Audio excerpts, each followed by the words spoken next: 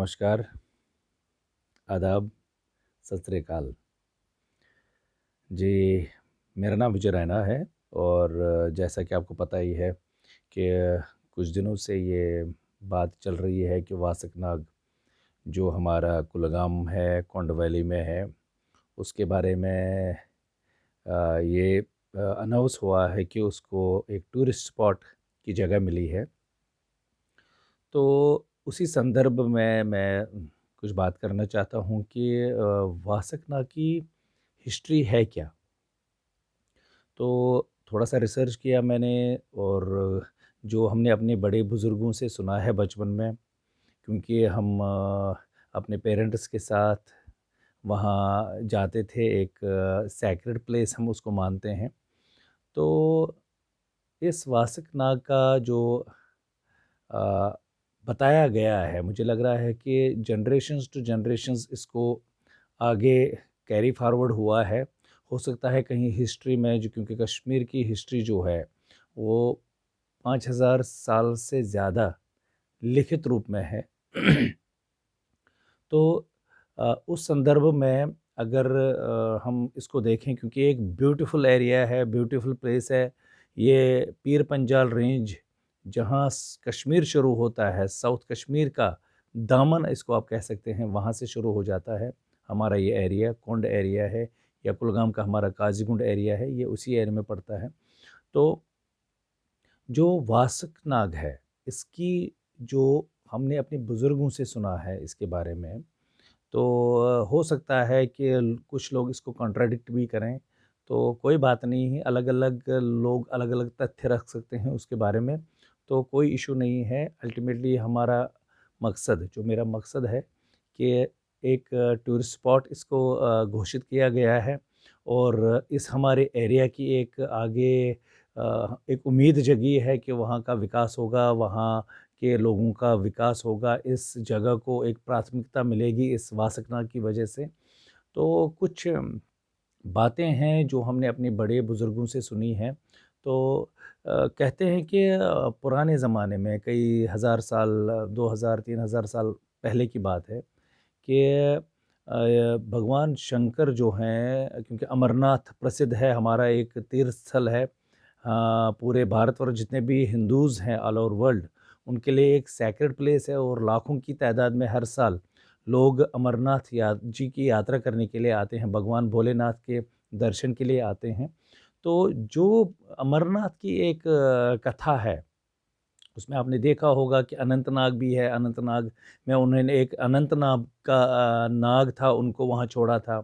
ऐसे ही उनका वृषभ जो सवारी थी उनकी, नंदी, उनको रास्ते में छोड़ा था। ऐसे ही शेषनाग को रास्ते में छोड़ा था। तो ये जगहें फिर इतिहास में लिखी गई और उनका एक महत्व है। जैसे शेषनाग को शेषनाग में छोड़ा गया था और आजकल एक आप देखेंगे कि बहुत बड़ा वहाँ एक झील है। शेषनाग जी, वहाँ जो लोग दर्शन करने जाते हैं पहलगाम रूट से, उनको वहाँ पर शेषनाग जी के भी कुछ लोगों को दर्शन होते हैं उस सरोवर में, जो है शेषनाग का सरोवर, उसमें वो दिखाई देते हैं। तो कहते हैं कि एक महात्मा जी थे, एक साधु थे, जो आप ये कह सकते हैं कि जो हमारा भदरवा डोडा एरिया है, वहाँ के रहने वाले थे और काफ़ी तपस्वी थे और उस एरिया में पानी की बहुत परेशानी थी, लोगों को पानी के लिए बहुत दूर जाना पड़ता था और व्यवस्था नहीं थी उस ज़माने में, ज़्यादातर लोग चश्मों के ऊपर ही या दरियाओं के ऊपर ही रहते थे, तो वो निकल पड़े थे अमरनाथ की तरफ और बाबा भोलेनाथ की उन्हें बहुत तपस्या की है वहाँ पर।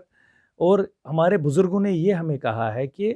भगवान शंकर बहुत प्रसन्न हुए उनकी तपस्या थे, तो उनसे एक वर माँगा कि आप बताओ क्या आप चाहते हो? तो जो ये साधु जी थे, जो संत थे, उन्होंने शंकर जी से अपने लिए तो कुछ नहीं माँगा, लेकिन बोला कि मेरे एरिया के जो लोग हैं, वो प्यासे हैं, उनको पानी नहीं है, तो मुझे कृपया ऐसा वर दीजिए कि मैं उनको पानी दे सकूँ, वहाँ प्यास बुझाऊँ उन लोगों की। तो भगवान शंकर ने वासुकी नाम का एक नाग, क्योंकि जो शेषनाग है, ये हमारे ग्रंथों में लिखा गया कि शेषनाग का भाई था वासुकी, तो वासुकी को उन्होंने उनको दिया, उनने अपने झोले में उसको रखा, लेकिन साथ में भगवान शंकर ने उनको कहा कि जहाँ पर भी इनको आप रखोगे, तो पानी वहीं पर आएगा, इसलिए इनको कहीं रास्ते में आप छोड़ना नहीं। तो कहते हैं कि क्योंकि वो ज़माना था पैदल चलते थे, तो उनके जो झोला था, झोले में वासुकी नाग थे, तो वो पहुँच गए कोंड के एरिया में, जो आजकल का कोंड है। तो वहाँ पर उनको लघु शंका, उनको थोड़ा-सा जो नेचर्स कॉल थी उसको जाना था, तो उनने पेड़ पे उसको वहाँ झोले को लटकाया और गए अपना जो भी उनने अपने आप को नेचर्स कॉल जो करनी थी। तो कहते हैं कि पीछे से कुछ जो छोटे बच्चे हैं उन, क्योंकि उन दिनों शैतानी बच्चे तो हुआ ही करते होंगे, तो उन्होंने क्या काम किया कि इस जब साधु महाराज जी चले गए तो उन्होंने उस झोले को उतार के नीचे रख दिया। कहते हैं जूँ ही उन्हें नीचे रख दिया कि वो वासुकी नाग वहीं पर निकल के वहाँ झाड़ी में घुस गए और वहाँ से पानी की बौछारें, मतलब एक बहुत ज़बरदस्त पानी वहाँ से निकलना शुरू हुआ। तो जूँ ही साधु महाराज वहाँ से आए तो उन्होंने देखा यहाँ क्या हुआ है, तो वहाँ पानी निकल पड़ा है हुए, तो वो बहुत एक किस्म से निराश हुए, उनकी मेहनत तो मतलब ज़ाया हो गई थी, तो उन्होंने फिर वहाँ पर रिक्वेस्ट की, अपने शंकर महादेव का ध्यान किया, उनको वहाँ पर फिर रिक्वेस्ट की और शंकर भगवान प्रकट हुए। उन्होंने उनको कहा कि कोई बात नहीं, आप परेशान मत हो, लेकिन आपको मैंने जो बोला था आपने उस हिसाब से तो नहीं किया, वो आप जहाँ पर भी मैंने बोला था आपने उनको रख दिया, तो अब तो मैं कुछ नहीं कर सकता। लेकिन भोले बाबा तो कहते हैं कि कृपालु हैं, उन्होंने उनको बोला कोई बात नहीं, अब जो ये वासुकी जी हैं वो यहाँ भी रहेंगे, लेकिन 6 महीने अब ये वहाँ आपके एरिया में आएँगे और 6 महीने यहाँ वापस आएँगे। तो तब से ये जो परंपरा इस वासुकी नाग जो है इसकी चल रही है कि 6 महीने आप देखते होंगे कि मेरे ख़्याल में अप्रैल से लेके सितंबर तक ये कुंड में रहते हैं और वहाँ से फिर ये लुप्त हो जाते हैं, गायब हो जाते हैं और 6 महीने भद्रवाह, डोडा के इलाके में कहीं पर चले जाते हैं और ये तब से हज़ारों वर्षों से चल रहा है, ये इसकी कहानी है।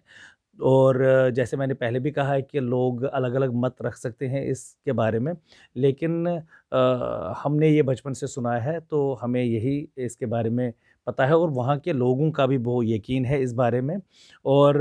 कि वहाँ ये 6 महीने रहता है, 6 महीने चला जाता है और हिंदुओं के लिए एक बहुत सैक्रेड प्लेस है, हम इसको बहुत मानते थे, लेकिन चूँकि आपको पता ही है कि जो भी हालात कश्मीरी पंडितों के साथ काफ़ी हज़ारों सालों से चले आ रहे हैं, तो आहिस्ता-आहिस्ता हिंदू तो वहाँ से चले गए। तो अभी जो है वहाँ एक बहुत बड़ा आस्थान है मुसलमानों का उस एरिया में, उसका बहुत महत्व है, वहाँ के लोग उसको बहुत मानते हैं, इवन हम हिंदूज़ भी उसको बहुत मानते हैं और जब से ये 30 सालों से जब कश्मीरियों का पंडितों को पलायन हुआ वहाँ वहाँ से, तो वहाँ कश्मीरी हिंदुओं का कम हुआ, लेकिन तब भी हम उसको मानते हैं, उस जगह को पवित्र स्थान है वो और सब वहाँ के जो मुसलमान भाई हैं हमारे या अब जो हिंदूज़ हैं, उसको बहुत अच्छे ढंग से मानते हैं, उसका बहुत मान-सम्मान करते हैं। तो मैंने सोचा कि थोड़ा-सा मैं आज समय निकालूँ और इसके बारे में आपको बताऊँ। तो अगर आपको ये अच्छा लगा ये जो